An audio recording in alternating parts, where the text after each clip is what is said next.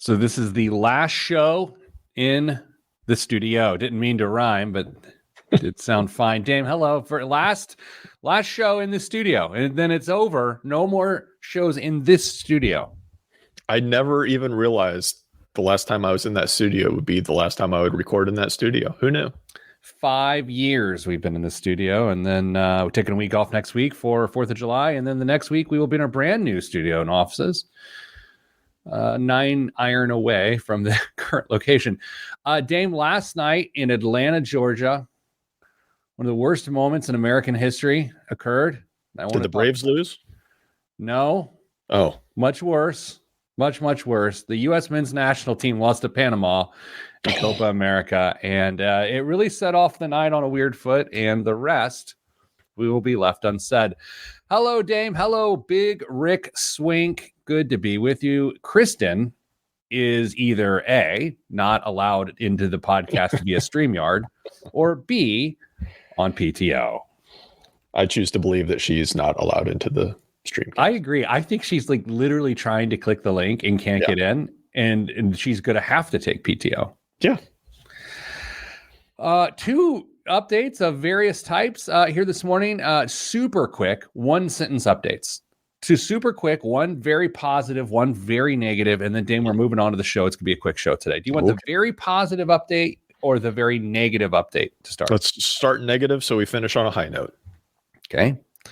There was another Alexander Joyce lawsuit filed this week. Now it's time for the good news. Yes. My brother-in-law, Chris Plum, is a U.S. Olympic coach and will be representing all of us in Paris, coaching the swim team. And so we speculated last week that could be the case. And it is, in fact, the case. He is an Olympian. After I was exchanging some texts with him this week, and he was like, for 40-some years, this has been my dream, and I accomplished it. And I was like, that is wild. I never considered that he would get to call himself an Olympian, even though he's not a competitor. He's a coach. Well, I don't know if he calls himself an Olympian. I called him an Olympian. I don't know. Okay. Definitely we're splitting hairs for 2 hairless guys. Yes. Dame, the weird thing about all of this is your family is the Aquaduns. And so this probably is somewhat neat for you too. Absolutely. I love having a relative be an Olympian. Hi, Rochelle. How are you? Jason Brown. Hello. All right, Dame, we got a pretty quick show today because this is the truth, because I generally try to tell the truth. The second this show is over, probably the minutes this show is over. Hi, Andy. I'm tearing down the studio. I'm literally tearing down this studio. So there we go. I also will note in the new studio, I will be standing and not sitting. I think that's going to increase your Yep. Yeah. Yep. Go ahead and say it, because it's what I'm thinking too. No, that's okay. We'll just let it play out. Chaos. Yeah, that's a good way to put it. Okay. All right. Well, let's do a little show. We got 2 email questions, and then we're doing end of the quarter stock market picks. Oh, Lord. Have mercy. It's good. Just pulled up the calculator, so that's cute. Right on schedule. All right. You ready to go? Always. All right. In 3, 2, 1. This week on the Pete the Planner Show, we answer your money questions. Here's how the show works. You email us askpete@petetheplanner.com. That's askpete@petetheplanner.com. And here's what will happen. We may or may not answer your email on the air. We may or may not write about your email on the internet or periodicals. Joining me today, Damian Dunn. No relation. Hello, Dame. Hello, Pete. Dame is senior principal financial guide at your Moneyline. Is that what we're doing? That's what I've been bestowed with. You like that I started with senior just because of... I'm old. Yep. Okay. Let's go. Radio show questions. Going to the Slack channel. We'll go first questions first. If you're lucky enough to... I'm reading now. If I'm lucky enough to get the show on the air, can you not share my name? I have people that I know that listen to this. Signed, Dave Johnson. Okay. I was kidding. Good morning, Pete, Kristen, and Dame. On episode 542 of the podcast on May 21st, a listener asked about cashing in his Roth to pay off his mortgage? The unanimous answer was don't cash in the Roth for this. I have a very similar but slightly different question situation. What if the listener has enough cash on hand to pay it off? Would you say go for it or invest with the hopes of future gains outpacing interest? Here's my situation, Dame. Now, I'm going to read 7 details about this person's life. And as I go through each one, I want you to individually evaluate whether you would rather switch places with this person or just remain as you are. Okay? Yeah, let's do that. 37 years old, 3 kids that are 9, 6, and 1. Do you want to trade places? No. Okay. Household income of $200K. You don't want to weigh in on that. No. Okay. Maybe the rest we shouldn't do. Okay. Retirement savings, $730,000. 120 of the 730 is in a Roth. Not sure if that matters. Fully funded emergency fund. 529s for each kid since birth. Only debt is the mortgage. And here are the mortgage details. 30-year loan purchased in 2023. $250,000 in principal. 6.5% interest rate. My company recently sold, and I'm in a period where over the next 18 months, I have retention incentives that could pay off my house by January 1st of 2026 without interrupting my retirement savings plan or college savings plan. It is very tempting to go totally debt-free, but it's a smart move. Thanks in advance. Love the show. Name withheld. You know what? I'll just start here. Nick Bogan joins on the Facebook live stream here. I'm sorry, we're on the radio. I shouldn't have just distracted myself. Hello, Nick Bogan. All right, Dame, this is a much more compelling case to actually pay off the mortgage, is it not? Yeah, I mean, it might be difficult for some to parse the situations by saying, well, if it's in a Roth and the money's available and I could potentially take that out versus having cash. But there is a significant difference, isn't there?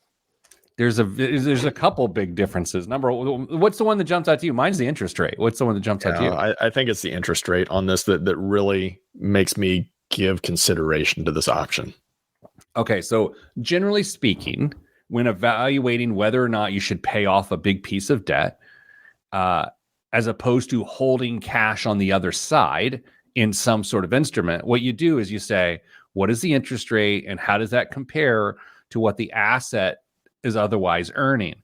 So even in the simplest form, if you said this person had a 5.25% money market account and they're paying 6.5% in interest, on the very simplest, most distilled level, Dame, you could say you should pay off the debt.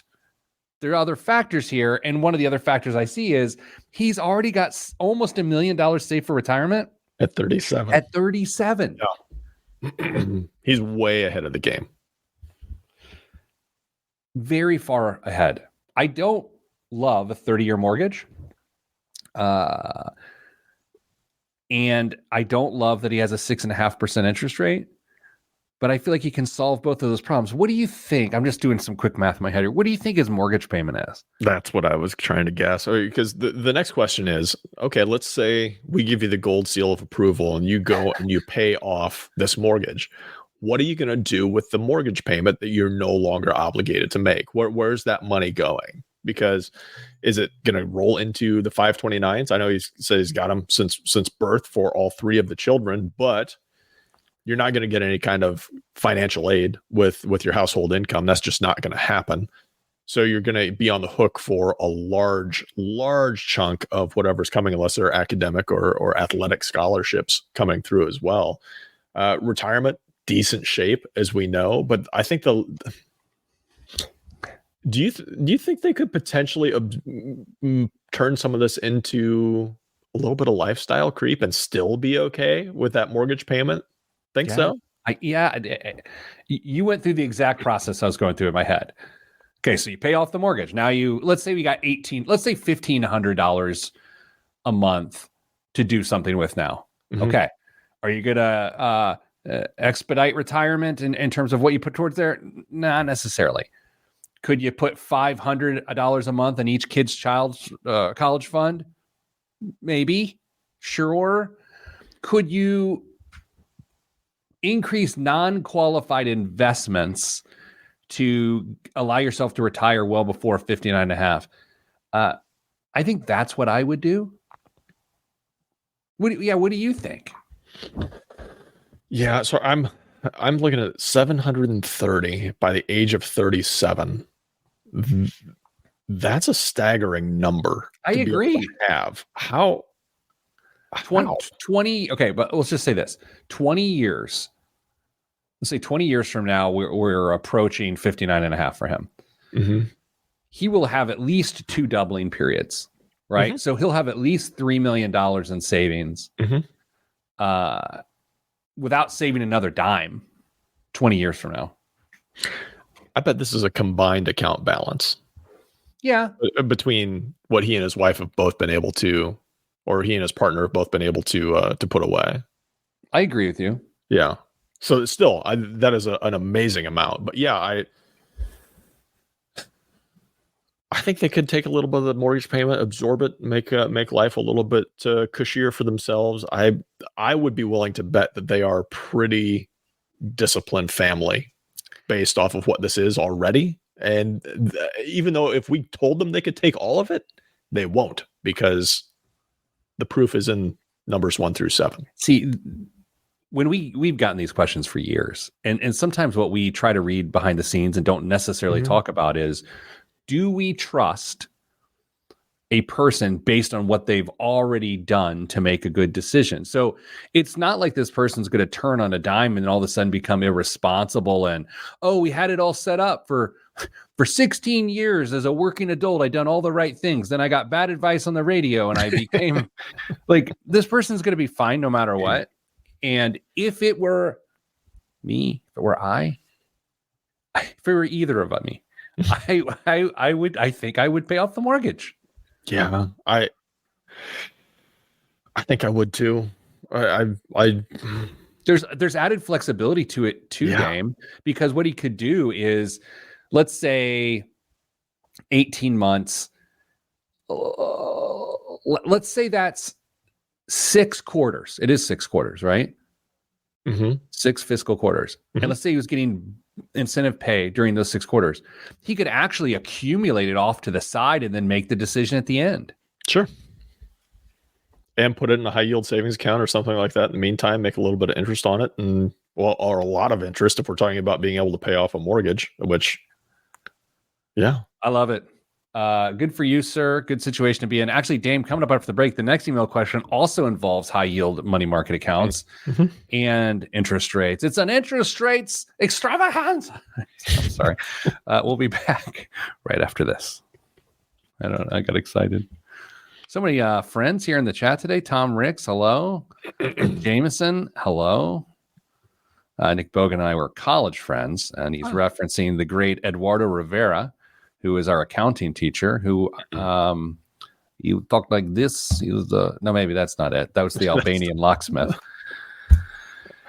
Oh boy, what are you going to do? Dame, you got big 4th of July plans? Yeah, we're taking a little trip down south for a long weekend. We're going to see a couple different fireworks shows and do some hiking in the mountains and have a grand old time. Yourself? Going to a Cubs game? Yeah. I've never been to a Cubs game, which is weird. Really? Yeah, isn't that weird? I will be anxiously awaiting your review of Wrigley Field. I'm sure I'll love it. Here's the vibe. I'm going to be there with a bunch of family. I'm going to have on a lot of sunscreen, skull protection for my baldness, and I'll probably be having an ice cold Budweiser. Where are your seats? Do you know? Are they the bleachers? I don't know. Okay. I don't know. Anyway. Okay, let's do it. Next segment. Everyone's enjoying themselves. Yeah. 3, 2, 1. Back on the Pete the Planner show. Dame, another question about interest rates and savings. Dear Pete, my broker says I should move money from my money market account to a bond fund before interest rates start to fall. He says I can get about 8% on bonds once interest rates start to fall. It's in the 8% yield, right? And my money market returns will roll back to around 3%, in his opinion, from their 5% where they're currently paying. Does this make sense? Should I do it? So Dame, let's discuss. I actually know this person. Oh. And so I emailed them back and forth and got some more details that I can share with you. Yeah. So what jumps out at you right away? I think interest rates will come back. I don't think it's going to be like a light switch, though. It's going to be a slow roll back to 3%, and possibly not until 2026, based on what the Fed's outlook is on what they're going to do with cutting of their rates. So I don't think this is an immediate decision that has to happen right now. It's still going to be okay for a while. Second, your advisor's right with how this is going to work in theory. If interest rates go down, bond prices go up, and if interest rates go up, bond prices go down. So there's an inverse relationship there with bond prices. So if that starts to happen, you want to make sure you are in as much as you can. But I mean, there's other aspects to consider here that your advisor may or may not have discussed. And this is where I'm going to pause and try and get some of that additional information from Pete before I go headlong into this conversation. So okay, let's do this. Will be fun. You're going to ask me, because this is like the information I got to start, and then I went and asked for more information. So let's see if you're going to ask the same things that I asked. So what do you want to know? So the cash that is sitting there, that we are jumping from cash into bonds. What is the purpose for this cash? Man, sometimes it's like looking in a mirror. I know.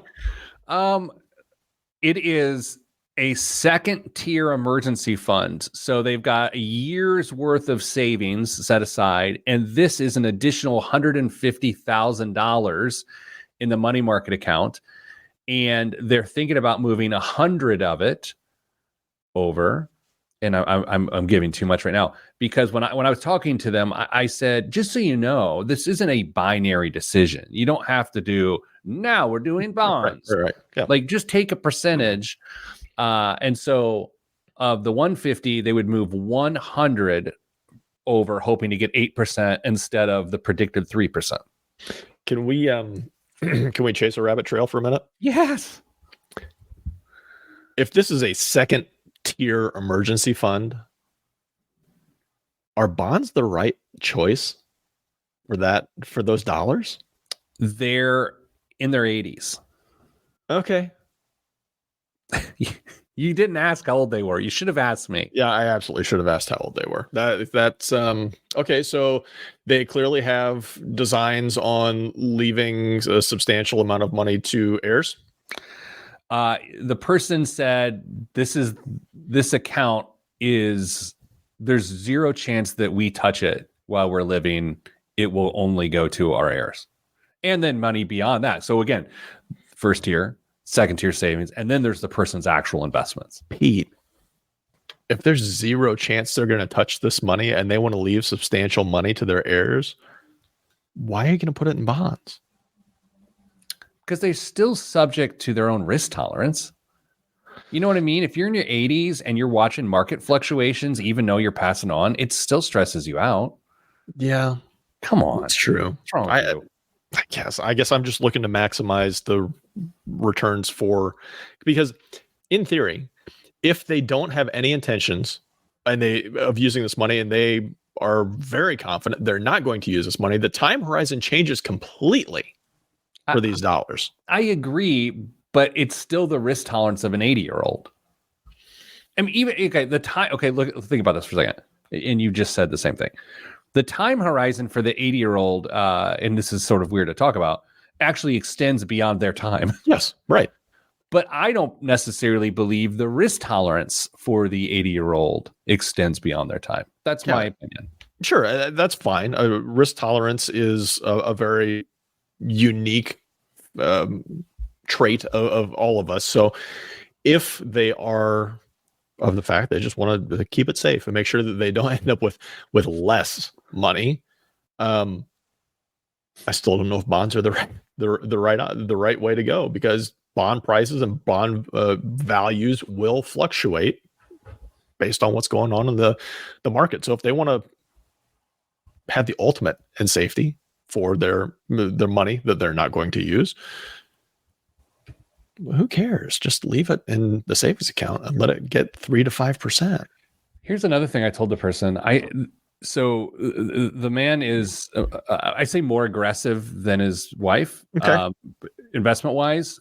But even then, there's always blurred lines of risk tolerance. Mhm. I can say more aggressive, but that may not actually be aggressive. Mhm. And so I knew that this person was going to have to talk his partner into this move that their broker recommended, because she's more naturally conservative. Mhm. So I said, okay, well, what's the opportunity cost or relationship trust withdrawal cost of doing this to only get $5,000 more per year? Because if you think about this, it's $100,000. They're trying to get 8% instead of 3%, which is a 5% difference. Is all of this rigmarole worth it for $416 a month and possibly adding stress to a beautiful retirement situation? And if there's more than one heir, even less per heir.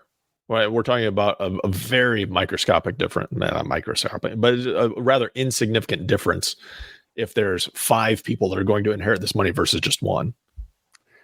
I mean, again, if we get into what would I do, and you can get into what would you do. If I were 80, I'd have the same haircut as I have now, as would you. I'd probably leave well enough alone. I just don't understand squeaking out additional yield given these circumstances, even though I'm never going to touch the money. I don't want to mess with it. If I'm 80 years old facing this, it's just needless complexity as far as I'm concerned. Right. It's a great complication.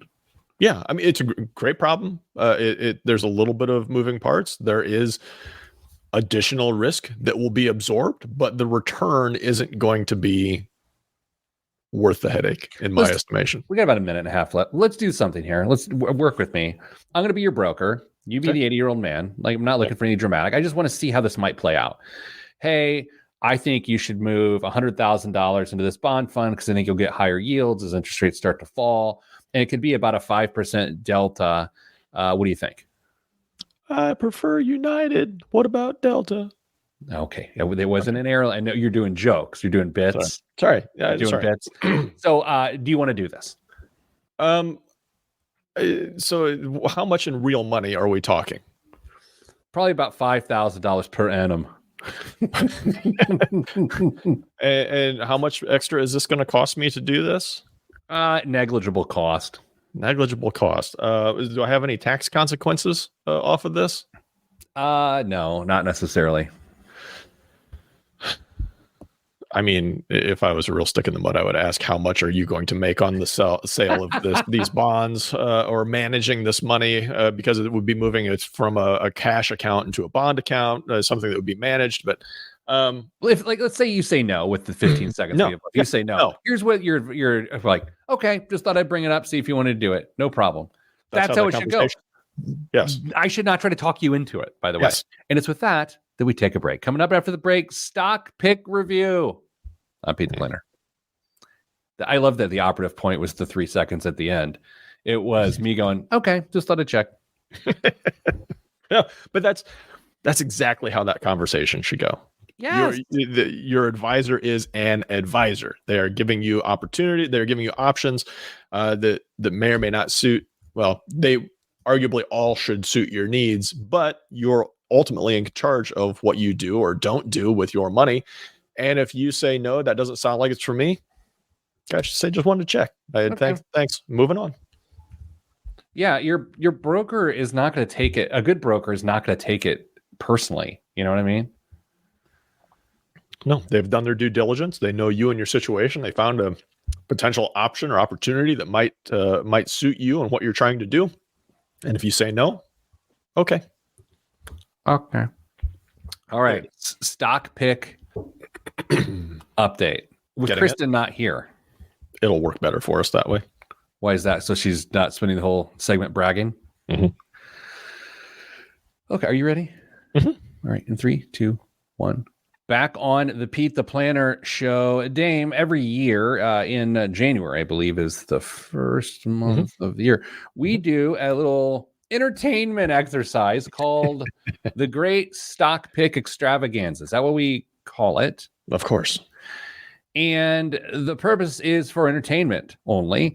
And it's you, me, and Chris. And we all choose what we believe to be the best performing stock of the coming year, what we believe to be the worst performing stock of the coming year, and then where we think the S&P 500 will land from a return standpoint. What is always inherently awkward about this, other than it is for entertainment purposes only, is that it feels like we're rooting for certain companies to fail on that second guessing category. So I would feel a little bit bad about that, especially as I've been following my pick this year, and it's been going down, down, down, down to the ground. And I've found myself moved by it, and I feel bad about that. You should. I know. Okay, so where shall we begin, Damien? I think we start with the winners, as we traditionally do. We'll start from the top of the list. That would be you, Peter Dunn. Do you remember your winner? It wasn't Hecla Mining, was it? It was Hecla Mining. Very nice. I wasn't sure. I had to look up what the ticker was because I couldn't remember what it was. You're up so far for the year. Nice job. 12.07%. Wow. Better than a bond fund. Better than your money market account. Yeah, it's true. I chose Delta Airlines in honor of pilot Jeremy. I'm up nearly 22%, 21.89% this year. 21.89. They've got a lot of great press this week. Did you see the article on CNBC around, it said like Delta is America's premier luxury airline? No. Yeah, I was like, wow. You know, the PR team at Delta was like, they couldn't have written that headline themselves. Like they couldn't have dreamt of that. Maybe they did. They probably did. Okay, and Chris. Chris chose a little-known company known for making school buses, if you are even familiar with Xerox? Yes. Bluebird. Okay. Bluebird buses. Bluebird's having an okay year, Pete. They are up 117%. She's unbelievable. 117.86% as of this. How can we continue to call this entertainment purposes only when she's just slaying it like that?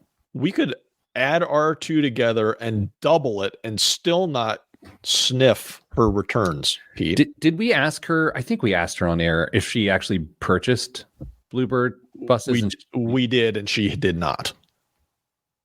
I don't believe her. Yeah. Well, if she shows up to the office in a new Range Rover, we'll know otherwise. All right. So there's that one. All right. Now on to the biggest loser. Let's go in reverse order. Let's start with the winner of the winners. Kristen chose AMC, the Reddit choice. Oh, man. Terrible decision. Roaring felines everywhere.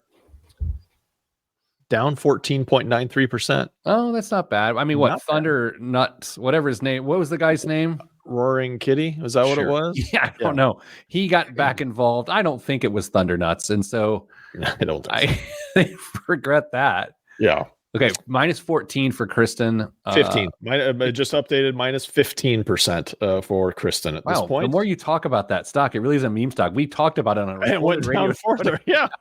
I'm the new Thunder Nuts. The power. There's a t-shirt for reunion coming, just so you know. Okay. And then you're next. I am next. I had Beyond Meat for not only business, but professional and ethical reasons, down 14.98%. So Kristen and I right neck and neck with our losers at this point. You chose Beyond Meat for ethical reasons? because nobody should have to eat meatless meat. Oh, just eat a salad. Reverse from what I was thinking. No, just eat a I didn't realize that was the setup. I just oh damn. And now we come to the loser of the winners, Peter Dunn. Is it the winner of the losers? Oh, but I lost the winners. He lost the winners. Yeah. Keep up. You chose Big Lots. Yep.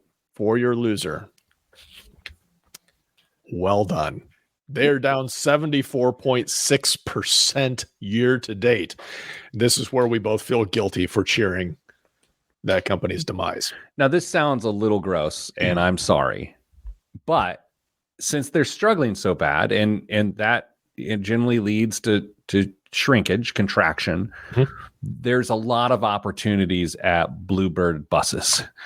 You know what I mean? So, yeah.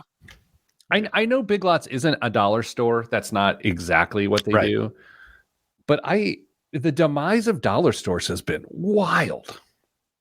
Man, the Dollar Generals are nuts up in my part of the state. So I think it depends on maybe some region specific stuff, but Dollar General is going strong. And I don't know so much about like Dollar Tree and whatever the Family Dollar, is that the other one as well? But some may be struggling. Dollar General is not doing so well. Stock price, I don't know what the stock price is, but at least their market presence is not suffering at all. Is that a sort of store you would go into for this or that because you know they have this or that? Dollar General? Yeah. Just went to one last night, actually. What? Pete's out of touch. Yes, I know. What is at a Dollar General? All sorts of stuff. There's a limited amount of grocery items, but they've got coolers as well. So you could get, butter, cheese, cold meat, milk, maybe some juice, frozen foods, things like that. Then they've got household items, laundry, the detergent, toilet paper.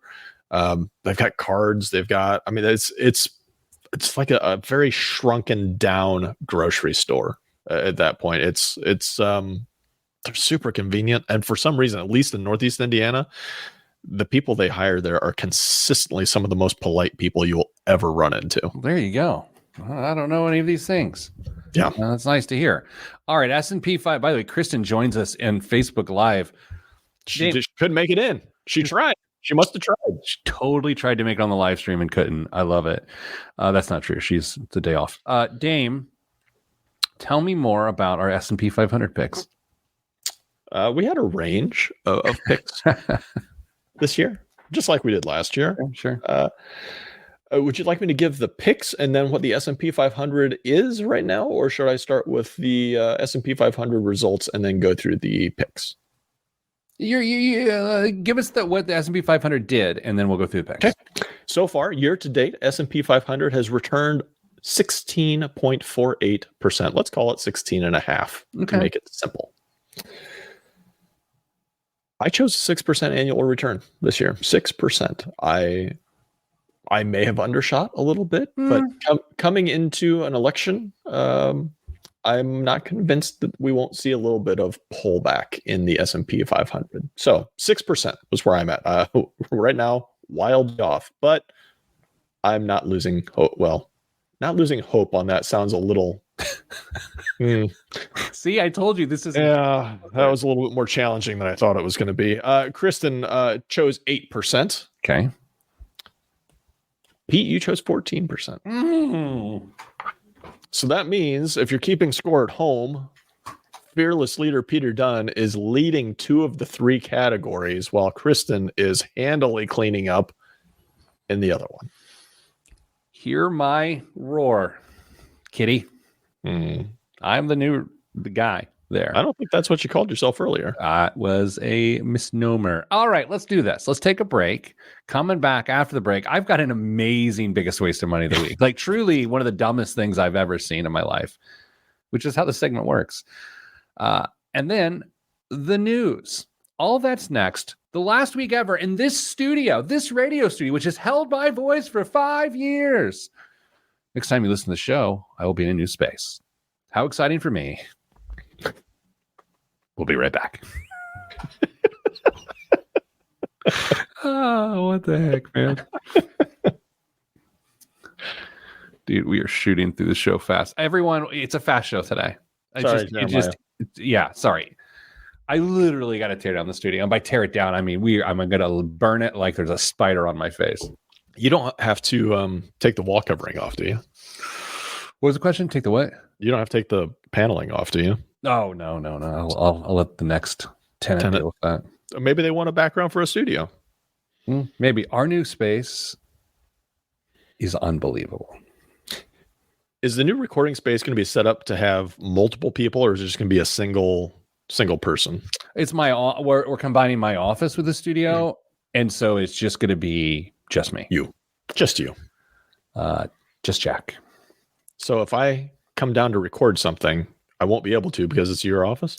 Actually, you could do it in one of the room pods. Okay. Which are ventilated with extra quiet fans.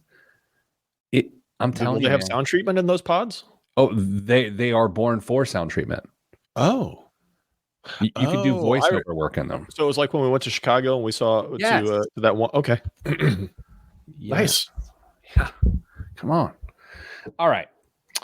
Supreme Court looks like they're busy here today. As always. Yeah. I mean, a few times a year. Yeah, a couple times a year. Okay, let's get started. In 3, are you ready? Yes. 3, 2, 1.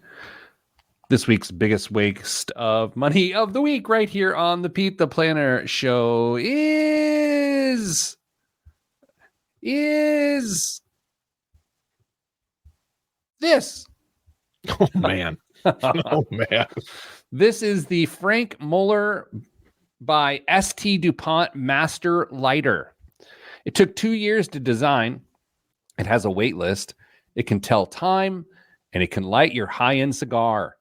It's Swiss hyper-luxury watch manufacturers Frank Muller and French luxury brands designer St. DuPont Master Lighter, a play on the former's brand tagline, Master of Complications, which references the complexity of the limited edition timepieces they do produce and eventually release to select clientele, of course. This release is doubly unique, too, given it's a double flame cigar lighter housing a colorful skeleton watch with a 3-day power reserve and the brand's over-the-top and impressively colorful signature. Okay, so for those that are not good at imagining things, it looks like a Zippo lighter, but without the rounded casing, definitely a squared off casing, like a little pillbox rectangle thing. And on the face of it, the broad face is an embedded fine timepiece. It just looks like a watch, like if you were to put bands on either side. So it's like a luxury timepiece in the side of a lighter, a functional lighter. Dave, did I describe that well? Yeah, I think so. The case itself looks like it has a like knurled finish to it. So it's textured. It is a highly produced piece of equipment. All right. Well, Dame, if you were going to buy one of these, how much would you need to take to you to the dealership? I mean, I'm glad you didn't ask what I would pay for it because it's going to be wildly different than this. I mean, you're combining high-end watch prices with arguably some contemporary art on top of that. $25,000. $56,400. Only missed by half. Man, that is wild. Kristen would have guessed worse, so that's all right. That's true, and she knows it. Dame, what's in the news this week? Pete, I could do almost an entire news segment around Amazon stories. Dare I try and pull this off? As a shareholder, yes, please go ahead. Only if they're positive. Have you ever wished you could buy stuff on Amazon that's even lower quality and is filled with more microplastics? You're in luck. Amazon has decided it's about darn time it reminds Temu and Shein who invented e-commerce. Sure, it lowered its seller fees for some products to better compete with low-cost e-com players, But with its latest effort, Amazon appears ready to let the Chinese discount retailers know who's boss. The information is reporting that Amazon is about to launch a separate store for ultra low priced apparel and home goods. How does it plan to keep prices down? You guessed it, Pete. Inventory will ship directly from China. Currently, Amazon requires Chinese shippers to get merch to the US before distributing it, and that extra step is expensive and the reason that Temu is eating its lunch. According to the leak, Amazon is planning a launch event on July 5th in China. Dame, it has been brought up that I'm out of touch.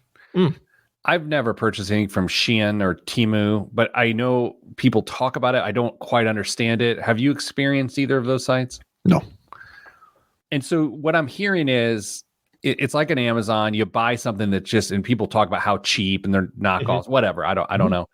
And then what you're saying, what I'm hearing is it ships directly from China to your house. Yeah, there's going to be no veil of, like, no, this is really good stuff. No, this is stuff directly from China, cheap price. You're getting what you pay for. I know things made in China get here one way or another, where they get over here in bulk and then they are redistributed by someone else. Somehow it seems strange and inefficient to ship things individually. It seems like that would be more expensive, no? I would guess, but apparently, no. All right, Amazon story number 2. Alexa. Sorry if everybody's got those in their devices. You know who? How can we get even fewer people to use you? Amazon's got a crazy idea. How crazy? Actually, it probably won't work. According to some snitches on the inside who will probably be drawn and quartered by Andy Jassy once they're found out, Amazon is planning to make Alexa a paid subscription product. Thank you. Good night. And users would be able to choose from one of 2 tiers, with the quote elite version of the voice assistant coming in with a guessing game. Pete, how much would you have to pay for the elite version of you know who? $9.99 a month. Only $5. $5. What's the other one? 99 cents? I don't know. This is a terrible idea. Horrible idea. We will unplug ours immediately. I haven't adopted voice control, or whatever you want to call it, quite nearly to the extent that I think you have. I mean, I think like you've told me about how you use voice, I think, control for your Fire devices at home or whatever. I don't. I couldn't tell you the last time I've used it in that way. So this has zero impact on my life. And the fact that I would have to pay $5 for the privilege to not use something is ridiculous. Just last week, I said, Alexa, play 93 WIBC, which is our flagship radio station. Yeah. So I can listen to our show while I'm at home doing nothing. I also use Pandora that way. Mrs. Planner and I love the Celebrity Net Worth game, where we're watching a show and we'll pause the show and I'll say, what's Mark Ruffalo's net worth? And then she'll guess and I'll guess and I'll go, Alexa, what's Mark Ruffalo's net worth? And then we guffaw and high five. And then we're like, oh yeah, that's what we use her for. I wish you could just pull up your phone and ask the other person. Yeah, it is. I'm other than playing music effortlessly, which again, it takes 2 more seconds to do it on your phone. I don't understand why anyone would pay for that. Yeah, I don't get it. I think somebody has potentially overvalued the worth of their service. And do you have another Amazon story? I do, but it stinks. And so we're going to skip that last one. We'll go with something that I think will provide a little bit of discussion for amongst us at the end of it. There's a new $5 meal on the block, but this one doesn't involve a cutesy jingle or a foot-long sandwich. No, McDonald's rolls out its new value offering this week, aiming to lure back cost-conscious customers who turned away from the chains amid increasing prices. The deal includes 4 items, a McChicken or McDouble, 4-piece nuggets, small fries, small drink, but will only be available for 1 month. Why are they doing this? People aren't flocking to the Golden Arches like they used to. McDonald's missed sales expectations in Q1 pretty badly, but it's also battling a perception fueled by viral social media posts that the once reliably affordable chain has gotten too expensive. McDonald's is hoping the $5 meal will bring back customers. So much that Coca-Cola has contributed $4.6 million to subsidize the promotion after some franchisees said it would eat into their profits. Racing to the lowest price, McDonald's may be the largest fast food chain by sales volume, but its competition tougher than the day-old fry. Last month, shortly after Bloomberg reported the chain's intentions to bring out the deal, Burger King debuted its own $5 meal, Wendy's dropped a $3 meal, and Starbucks jumped in with a $5 coffee and pastry combo. Pete, the new $5 deal from McDonald's, an old school $5 footlong, or five for five from Arby's circa 1994. What is the go-to? Oh man, and out of respect to my father, it's the 5 for 5 at Arby's. Yes. My dad used to rock that all the time. Dame, you have to choose a true classic fast food burger order. What and where? Classic? Well, it can't be like Five Guys. It has to be one of the real G's. It would have been, if I'm going back to like high school time, it would have been quarter pounder with cheese, fries, and a shake from McDonald's. Yeah, I was a Big Mac guy for a super, super long time, and then I moved on to the QPC. And it's with that, no one cares. All right, next time you hear these golden pipes, they'll be in a new studio. Yeah. Should you care? No, you'll probably just complain about how tinny the room sounds. Any good vibes, because good vibes are all that's in the budget. I'm Pete the Planner, and this is the Pete the Planner Show. All right. I did pause notifications in Slack, and I just want to see how many are built up right now. 7. That's not bad. Yeah, well, I'm just saying the Slacks I get are more intense than Slacks you get. Every Slack that is sitting there right now is going to take me 30 minutes to deal with. I guarantee it.